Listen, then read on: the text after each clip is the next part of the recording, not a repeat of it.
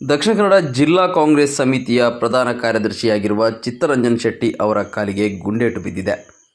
ಇತ್ತೀಚೆಗಷ್ಟೇ ಪರವಾನಗಿ ಇರುವ ಪಿಸ್ತೂಲ್ ಪಡೆದಿದ್ದ ಕಾಂಗ್ರೆಸ್ ಮುಖಂಡ ಬಂಡಾಲ ಚಿತ್ತರಂಜನ್ ಶೆಟ್ಟಿ ಆಕಸ್ಮಿಕ ಮಿಸ್ಫೈರಿಂಗ್ ಆಗಿ ಗಾಯಗೊಂಡಿದ್ದಾರೆ. ದಕ್ಷಿಣ ಕನ್ನಡ ಜಿಲ್ಲಾ ಕಾಂಗ್ರೆಸ್ ಪ್ರಧಾನ ಕಾರ್ಯದರ್ಶಿ ಮತ್ತು ಈ ಹಿಂದೆ ಇಂಟೆಕ್ಸ್ ಸಂಘಟನೆಯಲ್ಲಿ ಗುರುತಿಸಿಕೊಂಡಿದ್ದ ಬಂಡಾಲ ಚಿತ್ತರಂಜನ್ ಶೆಟ್ಟಿ ವಿಟ್ಲ ಸಮೀಪದ ಅನಂತಾಡಿಯಲ್ಲಿ ಕಲ್ಲಿನ ಕೋರೆಯ ಬಳಿ ಗುಂಡೇಟು ಪಡೆದಿದ್ದಾರೆ. ಇತ್ತೀಚೆಗಷ್ಟೇ ಇವರು ತನ್ನ ಪರವಾನಗಿ ಸಹಿತ ರಿವಾಲ್ವರ್ ಇಟ್ಟುಕೊಂಡಿದ್ದರು. ಇಂದು ಸಂಜೆ ಅನಂತಾಡಿಯ ಬಳಿ ಕಲ್ಲಿನ ಕೋರೆ ಇರುವಲ್ಲಿಗೆ ಚಿತ್ತರಂಜನ್ ಶೆಟ್ಟಿ ತೆರಳಿದ್ದಾಗ ಘಟನೆ ನಡೆದಿದೆ. ಅಲ್ಲಿ ಘಟನೆ ಏನಾಗಿದೆ ಎನ್ನುವುದು ತಿಳಿದು ಬಂದಿಲ್ಲ.